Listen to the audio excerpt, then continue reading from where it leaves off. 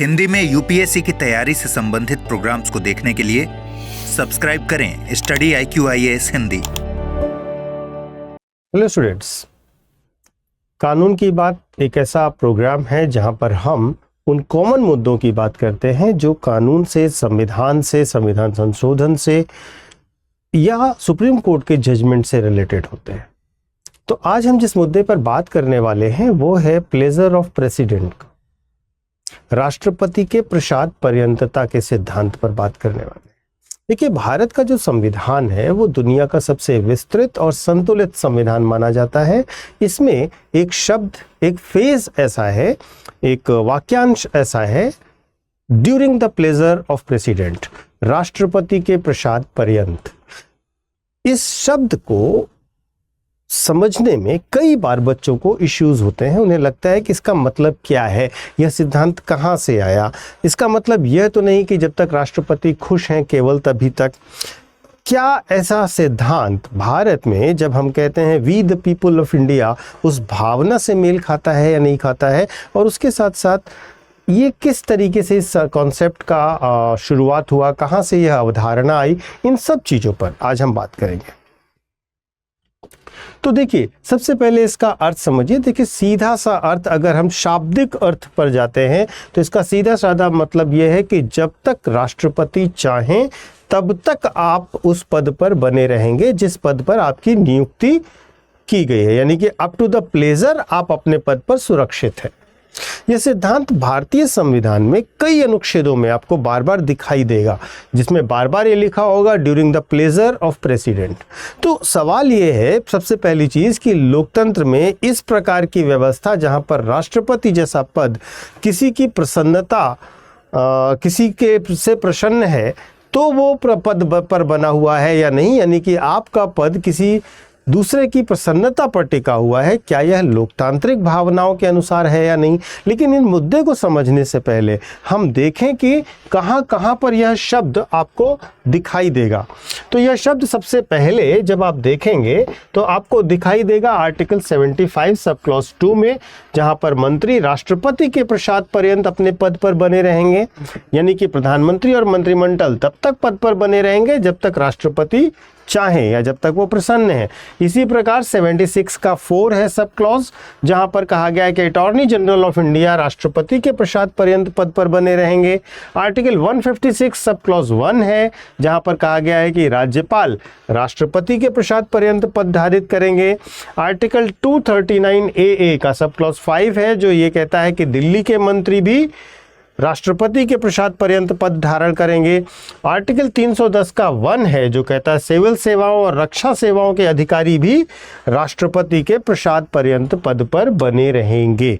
तो देखिए, कितने व्यापक जगहों पर, कितने सारे अनुच्छेदों में यह शब्द का प्रयोग जोड़ा गया है। मतलब प्रधानमंत्री से लेकर राज्यपाल तक, राज्यपाल से लेकर IAS IPS अधिकारियों तक, सारे के सारे पद राष्ट्रपति के प्रसाद पर्यंत की अवधारणा से जुड़े हुए हैं।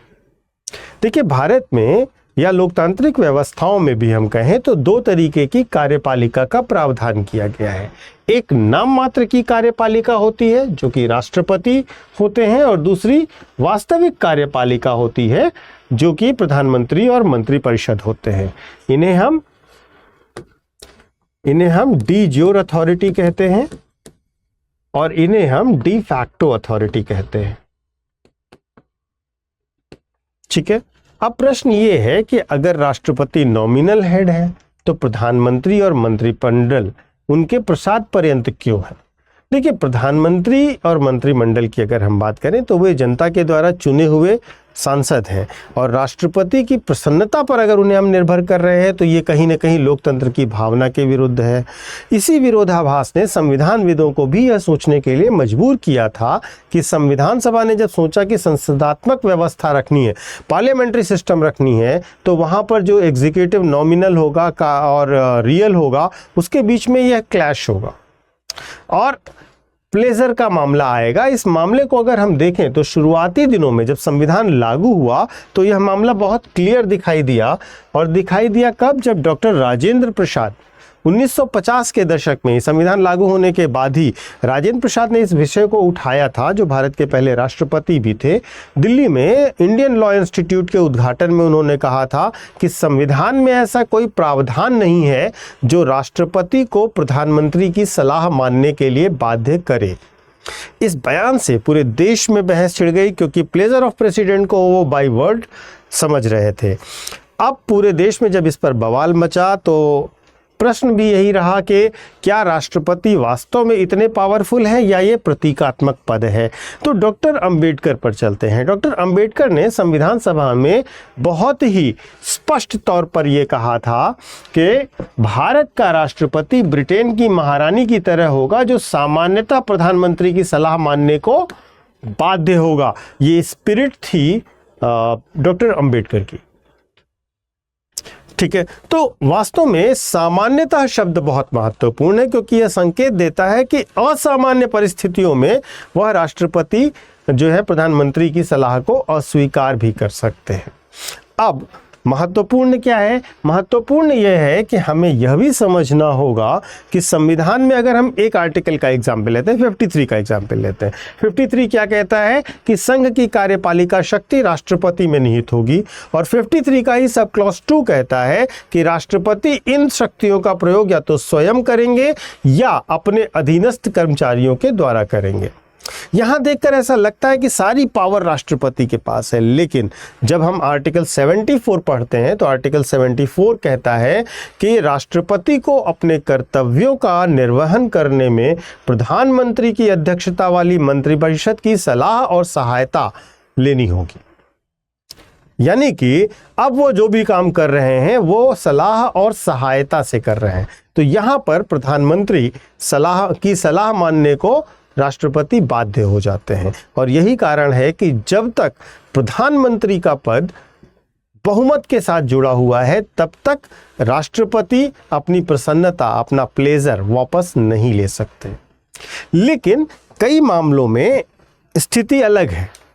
जैसे जब हम अटॉर्नी जनरल की बात करते हैं, जब हम राज्यपाल की बात करते हैं, तो अटॉर्नी जनरल या राज्यपाल की स्थिति में क्या है? अटॉर्नी जनरल की स्थिति में अप टू प्लेजर ऑफ का मतलब यह है कि राष्ट्रपति अटॉर्नी जनरल को कभी भी बिना कारण बताए, महत्वपूर्ण क्या है, बिना कारण बताए पद से हटा सकते हैं। मतलब अगर आप इस देश में किसी चपरासी को भी हटाते हैं तो आपको कारण बताना पड़ेगा, आपको उसको नोटिस देनी पड़ेगी। लेकिन अगर भारत के अटॉर्नी जनरल को हटाना है तो आपको कारण बताने की आवश्यकता नहीं है, हटा तो आप कभी भी सकते हैं। सेम गोज विद द राज्यपाल। राज्यपाल को भी बिना कारण बताए हटाया जा सकता है, लेकिन चूंकि कई राज्यपालों को हटाया गया तो वो कोर्ट चले गए, तो कोर्ट ने कहा कि देखिए ये up to pleasure of president तो पोस्ट है, लेकिन हटाने के वैलिड रीजंस होने चाहिए। राज्यपाल को बताने की आवश्यकता अभी भी नहीं है, लेकिन वैलिड रीजंस होने चाहिए जो कि कोर्ट पूछ सकता है। तो यहां पर थोड़ा सा चेंज आया है। लेकिन अगर हम देखें तो राज्यों में राज्यपाल के पास कई सारी विवेकाधिकारी शक्तियां हैं, कई जगहों पर उनके अप टू प्लेजर लिखा हुआ है, और राष्ट्रपति के पास up to pleasure of president तो लिखा ही है। तो अगर हम राष्ट्रपति और राज्यपाल की बात करें तो राष्ट्रपति और राज्यपाल की बात करें अगर हम, तो राज्य की स्थिति थोड़ी सी भिन्न है। राज्य में अगर हम देखें तो 163 राज्यपाल को, आर्टिकल 163 राज्यपाल को विवेकाधिकारी शक्तियां देता है, लेकिन राज्यपाल को जो विवेकाधिकारी शक्तियां मिली हुई हैं वैसी कोई स्पेशल शक्ति राष्ट्रपति को नहीं मिली हुई है अलग से संविधान में। राष्ट्रपति को सामान्यतः पूरी तरीके से प्रधानमंत्री और मंत्रिमंडल की सलाह पर काम करना होगा। सुप्रीम कोर्ट में केस भी हुआ था एक, जिसमें सुप्रीम कोर्ट ने यह कहा कि चूंकि राष्ट्रपति प्रधानमंत्री और मंत्रिमंडल की सलाह के बिना कार्य नहीं कर सकते, इसलिए यदि संसद भंग भी हो जाएगी तो भी प्रधानमंत्री का पद अस्तित्व में रहेगा। आपने देखा होगा कि आउटगोइंग प्राइम मिनिस्टर से बोला जाता है कि आप पद पर बने रहिए, क्योंकि जब तक नई अपॉइंटमेंट नहीं हो जाती तब तक हम कैसे काम करेंगे, हमें सलाह और सहायता चाहिए ही चाहिए। ठीक है, तो ये ध्यान रखिएगा, राज्यपाल के पास वास्तविक शक्तियां नहीं हैं, सीमित वास्तविक शक्तियां हैं और वे उसे विशेष परिस्थितियों में इस्तेमाल कर सकते हैं। और राष्ट्रपति भी हर एक मामले में विवेकाधिकार का प्रयोग नहीं कर सकते। प्रधानमंत्री और मंत्रिमंडल की सलाह पर वे रहेंगे। लेकिन अगर आप केंद्रीय मंत्री को हटा रहे हैं तो प्लेजर का सिद्धांत तब लागू हो रहा है। प्रधानमंत्री के केस में क्या है, प्रधानमंत्री के केस में बहुमत है तो आप हटा नहीं सकते। लेकिन मंत्रियों के संदर्भ में अगर प्रधानमंत्री सलाह देता है तो राष्ट्रपति बिना कारण बताए मंत्री को हटा सकते हैं।